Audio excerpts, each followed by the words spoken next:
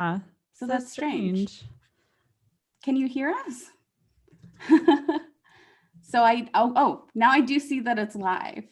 Can anyone see us in the video? Hello? I'm not seeing it on YouTube. I'm not seeing it on YouTube either, but in the back end of YouTube, it does say live and that we've been streaming now for 20 seconds. Okay. So, I wonder how long the delay is. Maybe it's just like a minute delay. Okay, that's true. Let's fingers crossed that it is just a minute delay. Okay, how long is YouTube? Let's see, it's been 42 seconds now, so. Maybe it's a full minute. Let's see. I think I might have actually said it. Yeah, added delay 60 seconds. So okay. I think that's what's going to happen is it's going to start broadcasting live in 1 second. Okay, and so people will see this part first where we're like, are we live? Are we live? Oh, I'm not sure. Yeah, okay. Now on YouTube, it still doesn't look like it's live. Oh, yes, it does. I just refreshed my page. Hi, everyone. Oh, okay, great. So we are live. It's a delay though. Oh, I can hear. That was mine in the background. I'm glad that we're live now. Hi, everyone. I'm Jennifer Van Alstyne. Thank you so much for being patient and waiting with us. This is my very first live stream. And as you could see, there were some technical difficulties. So I'm so glad you stuck around and you're still with us and we're live in the chat. So be sure to say hi and introduce yourself. I want to introduce you to my friend, Echo Rivera. She is a presentation expert. And today we're going to talk a little bit about collaboration and kind of how we met through social media. So hi, Echo. How are you today? I'm so good, Jennifer. I'm so excited. And yes, thank you for everybody for sort of putting up with the technical difficulties. And thank you for hanging in there. It's not my first YouTube live, but it's my first YouTube live with someone else. So yeah, I was also totally unhelpful. I'm like, I don't know. It's much easier to go live when it's just you than with someone else. But we figured it out. And so here we are. So Echo, do you mind starting out just by introducing yourself, just in case there's people who joined us who aren't familiar with your work?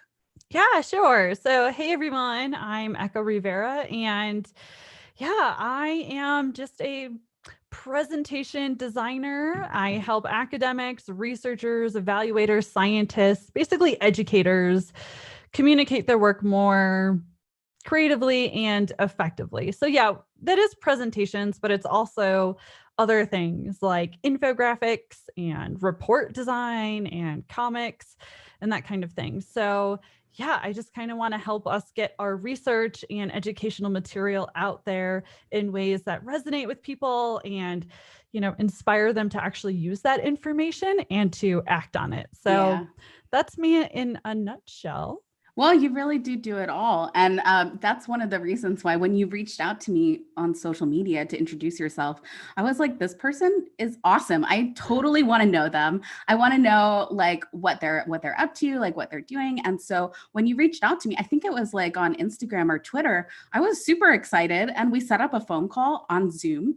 And it was just really easy to talk to you. I felt like it was such a fun conversation. And let me tell you, just for everyone who's listening, I had technical difficulties then too. My fiance and I were both working from home. I was like in my bedroom, like on my laptop, propped up on pillows. I had my webcam kind of set up, but then it stopped, it cut out in the middle. So don't think that if you have technical difficulties that things can't come out of that friendship or that relationship, because Echo and I have totally worked together since then. And those technical difficulties did not deter us from, working together. Seriously. Yeah, I remember that too. Like, it was just such a blast. I don't remember like the first tweets or whatever, but like, I totally remember that first phone call. And like, I was just so jazzed. I was like, this is like my new best friend. So I'm so glad, like, thanks to social media that we were able to even find each other and to connect. Because that was a long time ago. I feel like, I don't even know how long ago. Do you? It's been long enough that like, I just think of you as my friend now. And I feel like I just talked to you, like we're close and we connect on social media often. So like, I definitely can't tell exactly how long it's been, but it's been long enough that I feel comfortable. And I think that that's something people don't always understand networking can bring. thing. Like networking for some people feels like really stiff or maybe a little bit formal. But for us, it certainly wasn't. And I think for a lot of people, that's the case. Yeah. Yeah, definitely. I like how social media kind of contributes to that, I think, because maybe because you're meeting on social media, there is already this assumption it might be a little more informal or there's just not so much pressure. Because I mean, I definitely felt like, oh, I'm just gonna chat with this person and see how that goes. Like I didn't feel like pressure or anything. Like I might, if it were a conference presentation or like at a conference where it's just a more formal setting. It definitely feels more formal, and social media is like a great way to connect with people before conferences or after conferences in that kind of less formal way, which is, I mean, in the long run, kind of how relationships build over time. Like we're not always going to meet in really formal settings. And if people collaborate together, that's probably not going to be a formal setting either. So it's kind of nice to be able to get comfortable a little bit. Yeah, I totally agree. Now, we've had some pretty fruitful collaborations in the past where we decided to kind of work with each other, and you came on my show and you did an awesome kind of long feature interview where you talked about presentations. And then I wrote a guest post for you about why websites are awesome when it comes to sharing your conference presentations. So I feel like something awesome really came out of just that initial conversation where we were meeting and being like, hey, you're cool. Yeah. And I like, again, I think that that doesn't always happen, with every connection, you might make or that I've made through social media, but it was just like so easy with us. Yeah. And because we work with, basically the same kind of audience, and it was just like a good overlap, but we do different things. We know different things. Mm-hmm. So it was really fun too. Cause I think when I came on your show, it was one of the first podcast interviews I did too. So I was like really nervous, but it was nice because it's like we had already talked before. And so I wasn't like nervous about talking with you or connecting with you. So that kind of helped make it like easier to actually do that collaboration. For sure. But, honestly, when we were talking about this event, I was like, I've been thinking about launching my YouTube channel for years, like at least a couple of years. And the idea of just being on video and like being on camera the whole time really made me nervous. It made me so nervous that I've been putting it off for a really long time. And I've been saying I've been like practicing video for like a year now. But at some point there was definitely like, okay, well, I finished practicing and I just need to do it. So when you were like, yeah, let's do this video live, like on your channel, I was super excited because feeling comfortable with you makes this so much easier. Right? I was super nervous. and then of course, when there's technical difficulties, I'm like, oh no, I need to fix it. I need to get everything right. But the truth is, like, there's still people watching. We're still here having this awesome conversation. And honestly, I can feel like myself because I'm with you. Right. It makes it so much better to just like test things out or even just like do collaborations with people you already feel comfortable with, for sure. The nice thing I think about collaboration too is that it's really about helping each other out and helping ourselves out at the same time. Like it's something that's beneficial for everyone. And that's what I love most about it. Yeah. Yeah. I think that's like the key too, because I've definitely had requests for meetings where people are like, I want to pick your brain.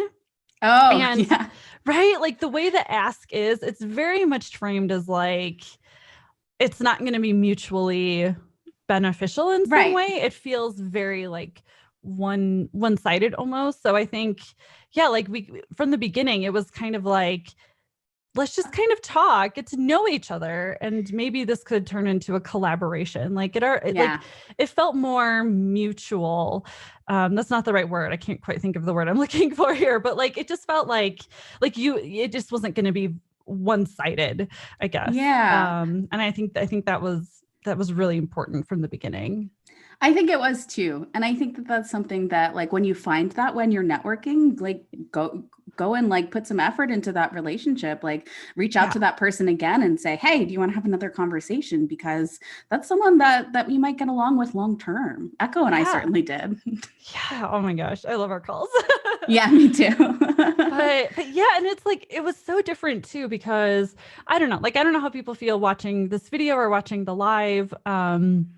But like I don't know, like the term networking always made me feel like anxious and stressed out. And like I was Yeah. saying earlier, like I just felt so much pressure with networking. Like I had to like, I don't know, just be like professional, but that's like a whole thing. And I just didn't do it. Like I was so bad. Like I would go to a conference and like not talk to anybody. Like everybody says that conferences, like in-person conferences are so important for networking and all this stuff. And I don't disagree. But for me, there was just like way too much just anxiety and pressure and whatever that like I didn't do it. And I've actually networked way more using social media than I ever have during an in-person anything. So I don't know. That's What about you? entirely true. Yeah, that's entirely true for me Yeah. as well. I don't know about you if you're watching, but I'm pretty introverted as a person. It doesn't always Yeah. come across that way on video or in my blog posts, but I kind of like to keep to myself. And I have a small group of friends that I'm really close with. And networking is really uncomfortable for me. And conferences, I love going to them. I love getting to meet people, but at the same time, at the end of the day in the conference, I'm in my room hiding. Like I'm not going to go out and network anymore because it's just too overwhelming for me. And Yeah. I honestly need time to recuperate before the Yes. next day. So Yes. conferences, I really like networking before and after. I love Mm-hmm. getting in touch with Mm-hmm. people before, letting them know I'm interested in seeing their panel or, just meeting up or talking for a bit. And oftentimes it's better not to do that at the conference because everyone's really Mm-hmm. busy then. And your mind is often in a lot of different places. So sometimes it's great to just have a Zoom call with them after the conference or to follow up after a couple Mm-hmm. of weeks and be like, hey, this is what I loved. Yeah. Yeah. I always find like the Zoom conversations to be a lot more like just I just feel like I could be myself a little bit more and I don't have to worry about being like drained of Yeah, energy. Cause yeah, high on the introvert scale. Me too. So like it just always was easier in that sense. But then there wasn't all this like distraction. They weren't thinking of their presentation, right? They weren't thinking of like the presentation they wanted to attend, right? There's like less distractions usually for sure. compared to a conference setting. So there's just like a lot more focus that you can have. And like, I think that leads to a better connection and a more memorable connection too. Like the conference, it can almost be more about like quantity versus quality kind of thing. That can be true. Yeah. You're definitely meeting a lot of people. You're going to a lot of things. You're presenting yourself. Like if Hmm. you're doing it all, then it's possible that the relationships that you're making at that time are not going to be quite as meaningful because you might not have had enough time to get to that point with them. That doesn't mean that can't develop later on if you continue True. to get in touch with that person. And just for anyone who's watching, if you have questions about collaboration or about Yeah. social media or presentations, be sure to ask them in the live chat. We'd love to hear from you. Yes. Hear if you're an introvert or an extrovert and how you do networking. Yes, Um, please. I'm yeah. like, that's why I'm looking over here because I'm like reading the chat. So definitely chat with us, ask questions. Do Oh, you we do think have it's one. easier to network now that everything is virtual? Ooh, that's a good one. I think for me, what I found is that what makes it easier to network now is that more people are comfortable with Zoom, they're more comfortable with video, and they're more comfortable reaching out on social media or like receiving a message on social media from someone they don't know. So because they're already more comfortable with those things, it definitely makes it easier to network virtually now than it was before. So that's just my personal opinion. What about you, Echo? What do you think? I agree 100%. I mean, I remember a few years ago when I, started doing this, I would have to explain what Zoom is to people. Like, Yeah, for right? sure.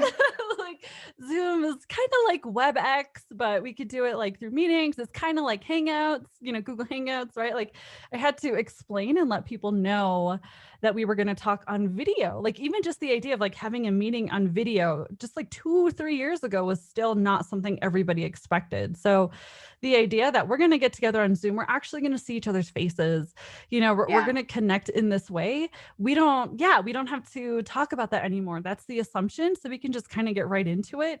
So yeah, I do think it's so much easier in that sense. It definitely makes a huge difference. I used to actually not do my Zoom calls on video because so many of the people that I would connect with were uncomfortable with it. So I'd go in being like, well, we're just going to be audio only, like in my email.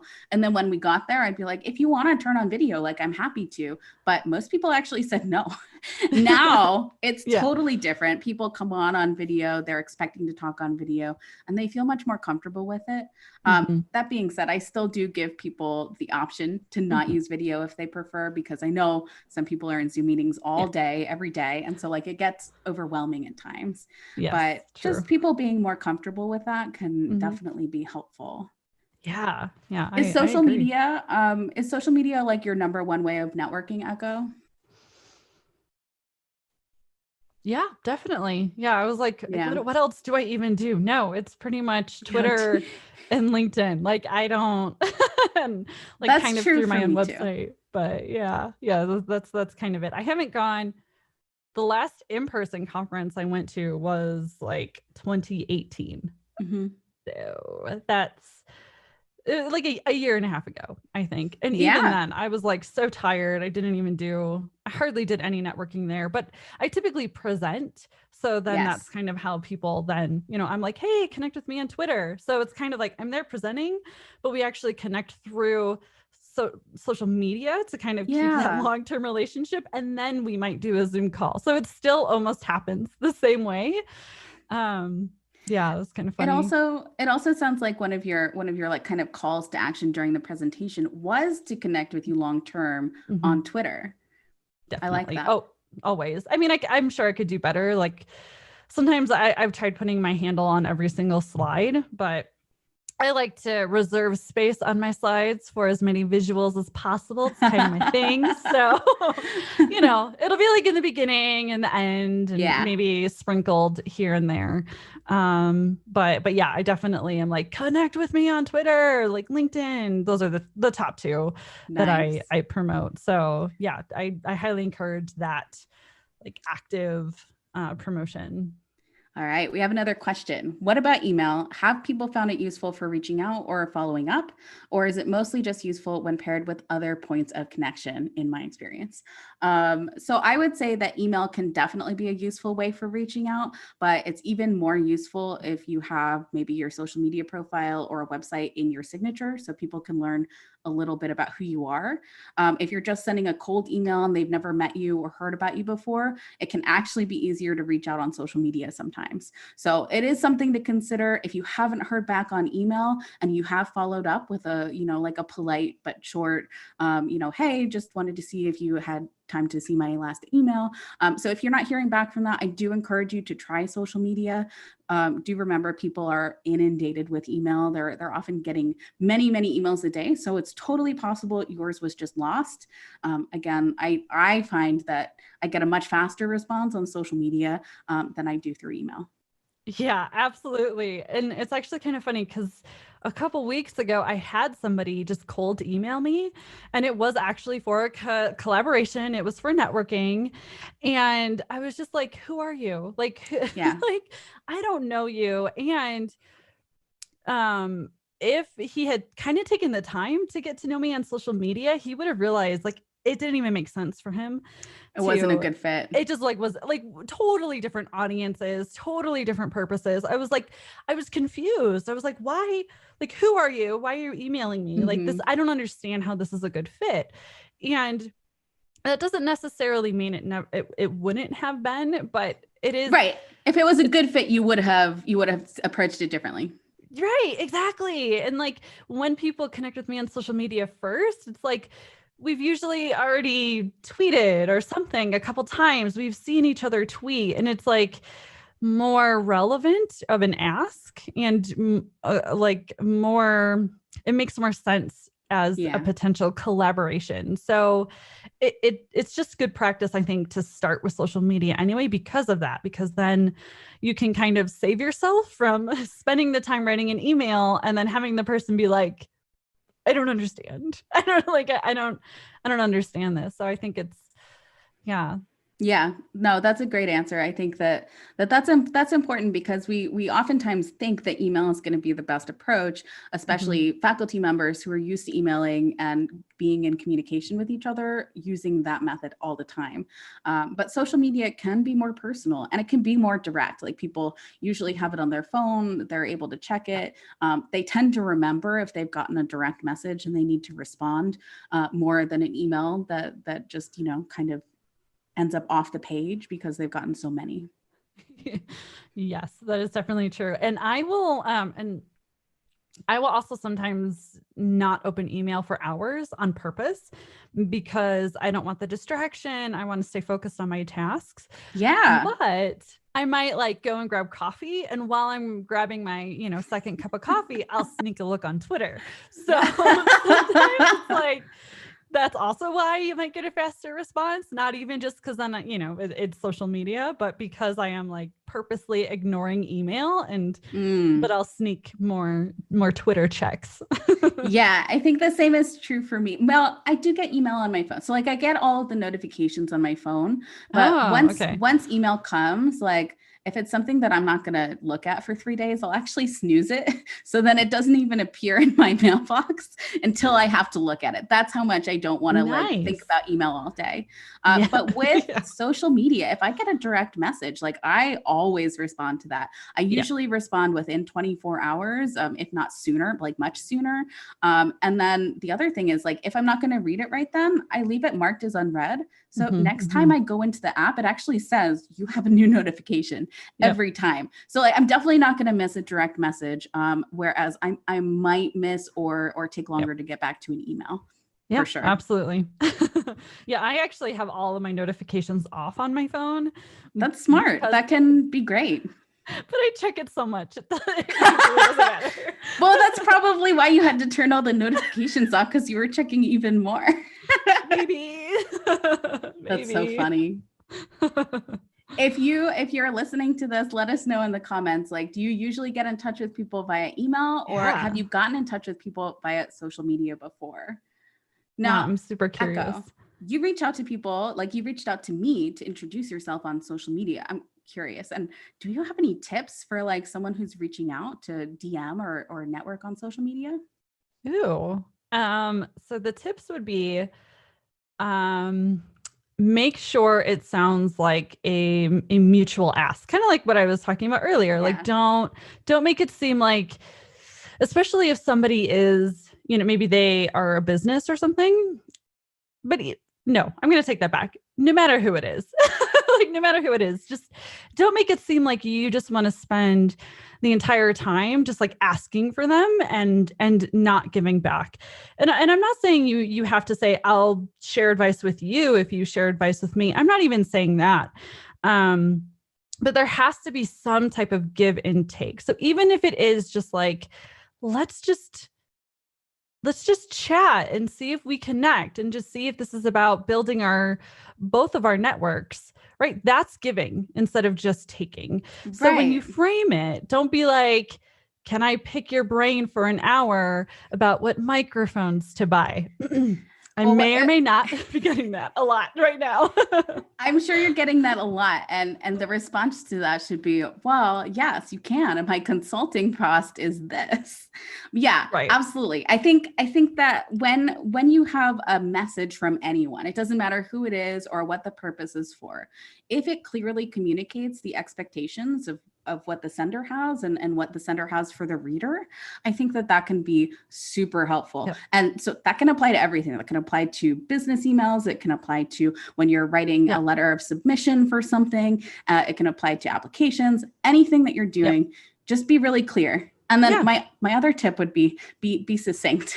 Keep it on the shorter end. I don't necessarily want to read 2 paragraphs about your idea. Just give me a couple of sentences and we can have a conversation about it.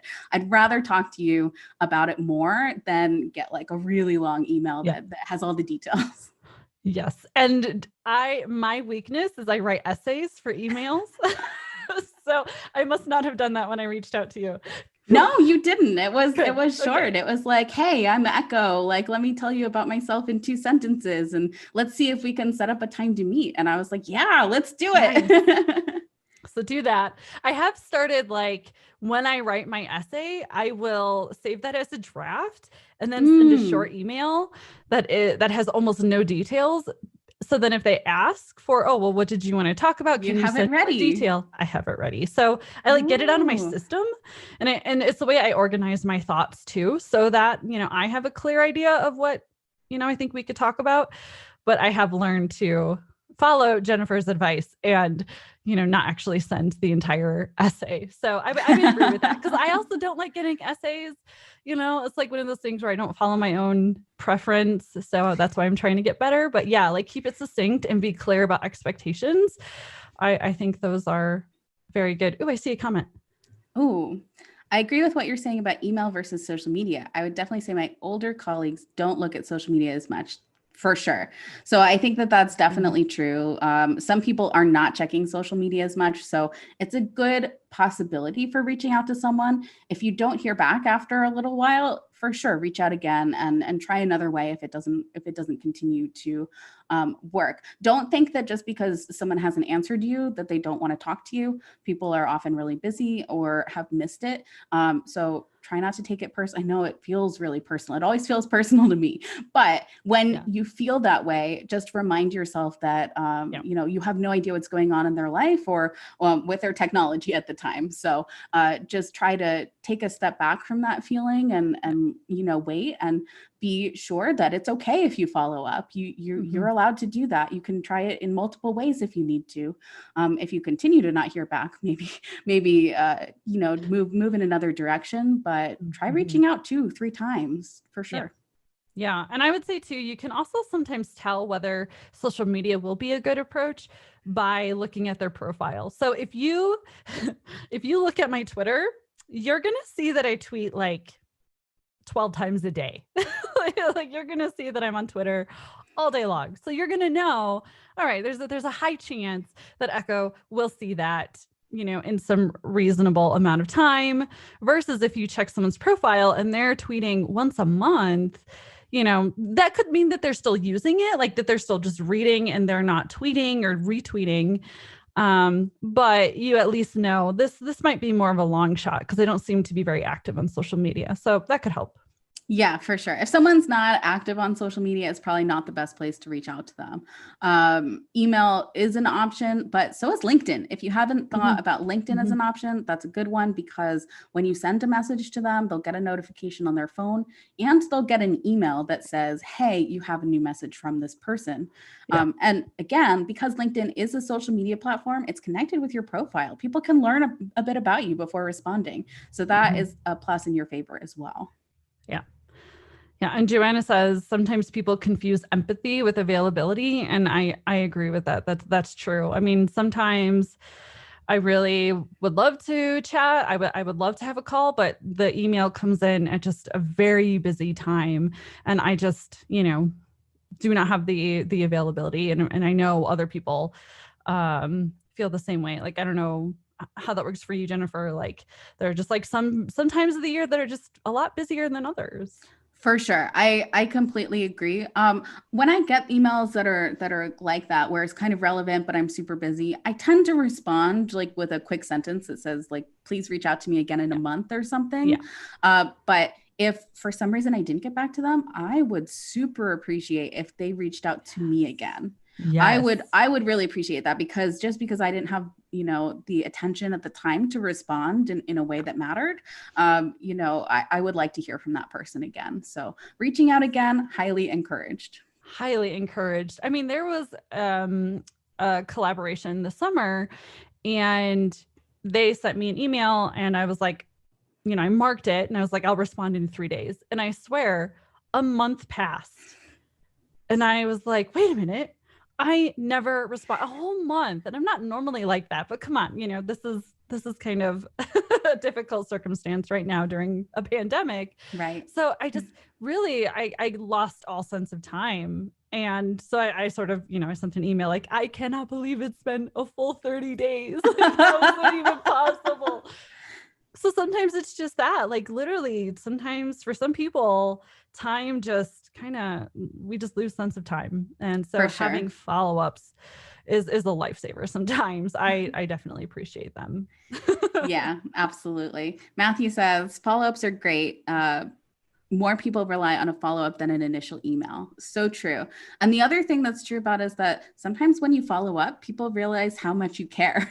Like that maybe your Yeah. first email didn't come Yeah. across like that you really wanted to talk to me or something, but if you send another email, like I know that you're really trying and I'm going to be more likely to respond positively, or like if I didn't have time before and I have time now, like you're definitely going to get a response. So Yeah.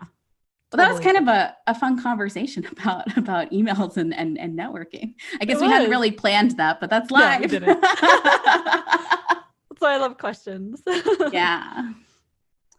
So I just want to touch base on our upcoming collaboration Yes. because that's kind of why we decided to set up this call and have this fun live shoot for the first time ever for me. So why don't you tell people a little bit about your course, because Yeah. that's something that they should for sure know about. Maybe it will be helpful for them. Yeah. So one of my courses is called Blast Off Distiller Slides, which is the like official way to say it, because it's about presentation design, and really not even just presentation design, but like effective presenting, from storyboarding the content to the design of the actual slides. And it's a course for academics, scientists, researchers, evaluators, my favorite people. And it's, like I said, it's sort of comprehensive in that sense for presentations. But, I realize that there are some complementary areas that could benefit members of my online course. So that's why I reached out to Jennifer to see if it's like weird, I don't know how to address you, Jennifer. I reached out to you to see if you would be interested in doing a guest training collaboration, since our previous collaborations have been so successful. I was like, Yeah. ooh, can you do like a guest training to talk about social media? Because, right, a lot of us, we're doing conference presentations, we are doing web presentations that tend to be, either fully public or at least like semi-public. So again, like at a conference, right, it's people at the conference. But either way, like a lot of people get a presentation lined up, and then that's just it. Like that's all they do. Like they have it lined up and they just wait for people to come. And I'm like, Jennifer, can you come in and talk about how to maybe use social media to maybe get people interested, excited about the presentation event, whatever it is, conference presentation, webinar, but like, use social media to let people know about it, to get them excited about it, and ultimately get them to actually be there, especially live. So that's sort of the setup for our next collaboration through my course.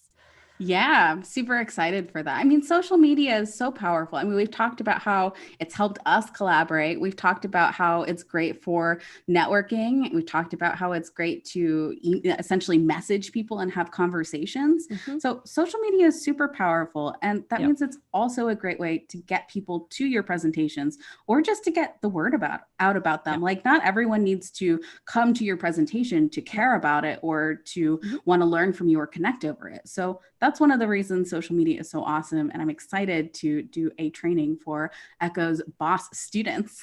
Yes. And then Echo is going to come and do a training for my students. I have courses on managing your online presence in academia. One is social media focused. It's about writing for social media across platforms. So you learn how to write for Facebook, for LinkedIn, for Twitter, and Instagram. And next year it'll be YouTube as well. So I'm definitely excited to have her come and talk more about presentations, something that almost every academic does, either internally or externally. And they have a lot of audiences that they're talking to. So I just thought, let's do it. Let's get your information out there, because presentations are so important. It's how we really, connect our research with a wider audience in a lot of cases, and a more public audience oftentimes than publications. Yes, so true. And it's sort of like, it just seemed like a good fit as usual, because, it's so sad if you spend all this time, applying the lessons from my course to make this amazing presentation, and then either no one shows up, or that's very rare, but either no one shows up, or it's like a very small audience and you wanted it to be a bigger audience, right? And then at the other end, if you're spending all this time connecting and using social media and getting people to go to your presentation, you want to make sure that it's a good presentation and that it isn't, Absolutely. it's not the sort of standard ways of presenting. So that's why it's just, to me, like, why we keep finding ways to collaborate, because it just, both of these help each other out so well. Yeah. And Echo, just for anyone who's listening who maybe not familiar with your presentation style, like, what is the standard for presentations? Like, what are we trying to avoid? Yes. So text heavy slides, bullet points, default templates, like the templates that you find in PowerPoint, visuals that are formatted in the wrong ways, or they're just, the visuals themselves, they're not the type that will actually resonate and connect with the audience emotionally. They're more clip art style, that kind of thing. Those are the key things in terms of design. But then in terms of the storyboarding, it's data dumps, where it's just fact after fact after fact, or graph after graph after graph. And that's all it is. And there's no real organization. There's no breaks. There's no transitions. There's no stories. There's no variation in the type of content shared, which means people are going to have a hard time understanding it. They're going to have a hard time remembering it. And if they can't do those, they're probably going to have a hard time actually using that information later on. So, For sure. So yeah. That's great to know. I mean, like, if that sounds like maybe some of the description of your presentations, Echo's training is going to be awesome for you. I have taken training with Echo on presentations myself. And let me tell you, I get so many compliments on my presentations. Like, people come up to me after them and they say, "Where did you learn how to do this?" And I'm like, "Echo Rivera, you should know her. She's awesome." Because they're engaging. Like, if you do presentations right, people are paying attention the whole time. They're really interested in what you're saying, and they get something from it, so they can have a conversation at the end about it. And it's been so great for me. I know it's going to be great for you. That's why I knew Echo had to come on my show and talk about it. Yes, absolutely. And can I ask you, like, what would you say is the equivalent in your world? So, like, what would be sort of like a standard mistake people make, maybe when it comes to social media or their websites? That, that is another thing I know you do. So like what is kind of the status quo that you're trying to change? I think for social media, there's honestly just a lot of fear about being on social media, about being judged on social media, about saying the wrong thing on social media, especially from academics who worry about what their universities and their institutions will think about it. But social media is also highly beneficial. Again, we've met. We're both introverts, and we met and we've collaborated, and we've had really fruitful relationship just from social media. And I've had that kind of ability to connect with people all around the world for years now. And again, I'm an anxious person. I'm introverted, but social media really allows me to reach a global audience. I never thought so many people would be reading my writing, or like my blog, The Social Academic. I have people from over 126 countries reading my writing every day. I never would have thought about that. So social media is like where most of my traffic was generated from. It's where most of the people have heard about me. And it's just been so expansive for me. I want other people to know about that too, and that potential. It doesn't mean you have to use social media that way. It doesn't mean that you have to I don't know, be posting every single day or like Right. tweeting 5 times a day or like only talking about your research. It's not about that. Yeah. And that's why my social Yeah. media training is about connecting not just with your academic network, but with your family and friends, being able to talk about your research with the people who matter most to you. So that's really what my training is focused on, being comfortable Love on it. social media, being able to talk about your work on social media, and really finding connections there. And this is what I love about you, by the way. And this is also why I think that we get along so well and why I wanted you to be the guest trainer, because there are a lot of people who do social Yeah, media stuff, but like there are. so many of them, it's about money and it's about like, drive sales and that Yeah. kind of thing, which, not that there's anything wrong with making an income. I'm not saying that. For sure.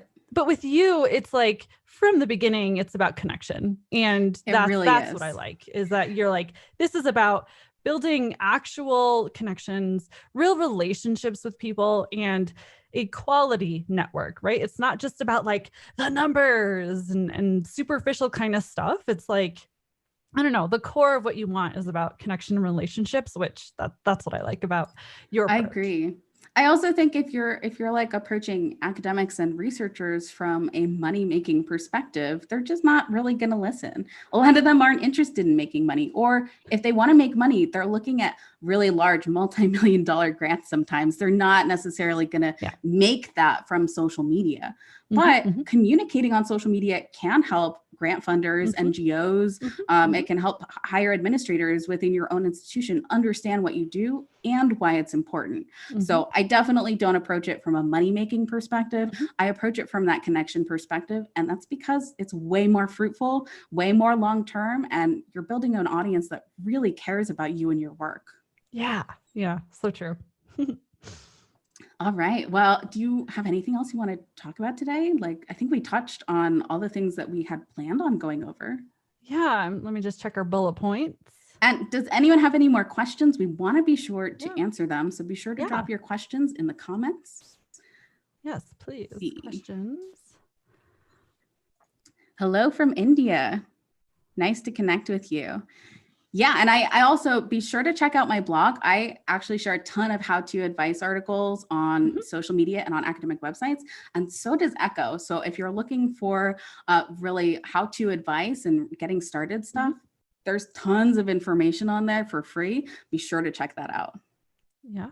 And if you don't know, Jennifer has a great podcast, The Social Academic, where I do you can get all kinds of ideas and other examples of how other